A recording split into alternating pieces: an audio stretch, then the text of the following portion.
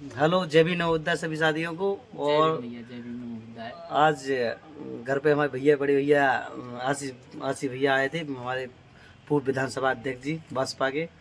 तो भैया जी से कहना है कि क्या चल रहा है, चुनाव की प्रक्रिया क्या है अपनी। आज हम झांसी में बहुजन समाज पार्टी के जो बुंदेलखंड प्रभारी हैं और जिलाध्यक्ष, उन्हीं जी से जी विशेषकर मुलाकात के पर्पज से आए थे कि जी जी जो हमारी लोकसभा है झांसी संसदीय क्षेत्र जी झांसी जी ललितपुर, कि कितने समय में, क्योंकि लोगों की चाह है कि जल्द से जल्द हमारा प्रत्याशी घोषित हो। जी जी तो उसी सिलसिले में माननीय प्रभारी जी के पास आए थे कि कब तक हाँ, घोषणा हो रही है, क्योंकि कार्यकर्ता भी बैठा हुआ है एकदम जोश और जुनून में। जी क्योंकि जी विपक्षियों की जैसे भारतीय जनता पार्टी और समाजवादी पार्टी कांग्रेस गठबंधन का प्रत्याशी हमारा घोषित हो चुका है हमारे लोकसभा से। जी जी तो बस बसपा के लोग इसी इंतजार में हैं कि कब जी। हमारा प्रत्याशी घोषित हो और हम लोग रण में कूदे। जी इसी जी। के सब इंतजार में बैठे हैं। और अच्छा। जैसे ही माननीय बहन जी के आदेश पर हमारा प्रत्याशी घोषित होता है, जी जी। हमारे सभी युवा साथी, पार्टी के वरिष्ठ लोग, और रण होगा, बहुत जबरदस्त रण होगा।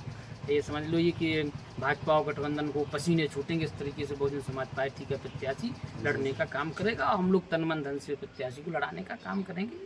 और बहुजन समाज पार्टी तो एक विचारधारा है, और कैंडिडेट आएगा मजबूत ही अच्छा कैंडिडेट आएगा, और पुराना आएगा बसपा ही है जी जी जो सर्व समाज को लेके साथ चले। माननीय बहन जी का नारा भी है कि सर्वजन हिताय हाँ। सर्वजन सुखाय।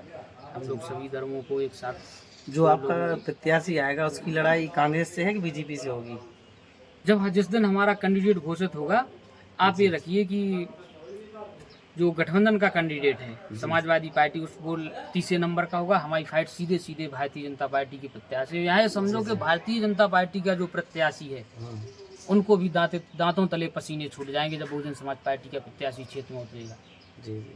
बहुत मजबूती के साथ हम लोग चुनाव लड़ेंगे। और बेशक झांसी लोकसभा कुछ लोगों को कहना है कि भाजपा खत्म हो गई है, इस पे आपका क्या कहना भाई। बहुजन समाज पार्टी देखिए, देखो, हम लोग जैसे जैसे जाते हैं समाज में, तो कुछ लोग मतलब अदर कास्ट के लोग हमारे समाज में इस चीज़ का मतलब भय पैदा कर रहे हैं कि बहुजन समाज पार्टी अब खत्म हो गई है और भाजपा पर आपकी जो बहन है आयरन लेडी, वो बीजेपी की बी टीम में मिल चुकी है, इस पे आपका क्या कहना भैया। ये विपक्षियों के षड्यंत्र हैं।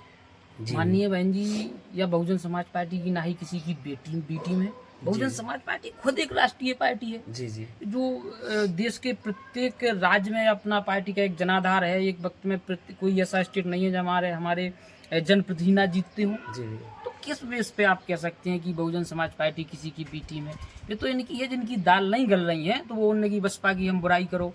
और बहुजन समाज पार्टी एक राष्ट्रीय राजनीतिक पार्टी से पहले एक बहुजन महापुरुषों का मिशन मूवमेंट है। जी जी ये उन महापुरुषों का, चाहे आप तथागत बुद्ध से लेके और मानवर कांसीराम साहब, बाबा साहब डॉक्टर बी आर अम्बेडकर साहब, छत्रपति साहू महाराज रहे हों, महात्मा फुले रहे हों, फातिमा शेख, पेरियार, टी.वी. रामास्वामी नायकर साहब, इन महापुरुषों की जो विचारधारा है जी उस पर चलने वाली ये पार्टी है। तो बहुजन समाज पार्टी की विचारधारा ये कि हम सर्व समाज में भाईचारा पैदा करें, कि जहां मानव को मानव के रूप में देखा जाए। हम लोग इसीलिए, हमारी नेता का नारा भी है कि सर्वजन हिताय सर्वजन सुखाय।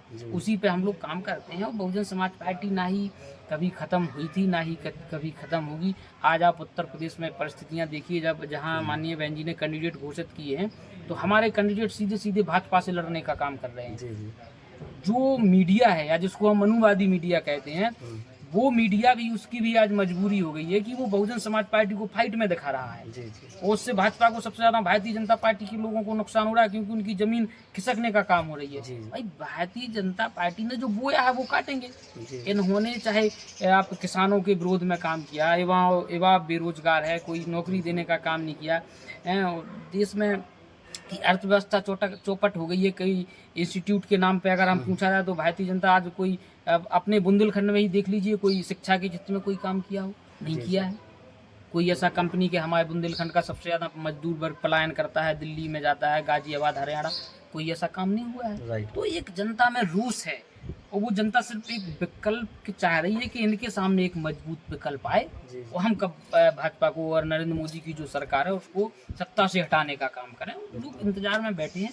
और बेशक बहुजन समाज पार्टी एक ऐसी पार्टी है जो भाजपा को सत्ता से उखाड़ फेंक सकती है, सिर्फ ये लोगों के समझ में आ जाए। क्योंकि हमारा एक पैक्ट वोट है, उत्तर प्रदेश में हम 22% हैं। जी जी हमारे साथ बैकवर्ड के लोग भी हैं, जो न्याय पसंद ब्राह्मण क्षत्रिय वैश्य समाज के लोग भी बहुजन समाज पार्टी के खास करे हैं, मुस्लिम समाज के। यही लोग अगर सब लोग एकजुट होकर एक बार बना ले तो भारतीय जनता पार्टी को हमें लगता है कि कोई बड़ी बात नहीं है, हराना आसानी होगी।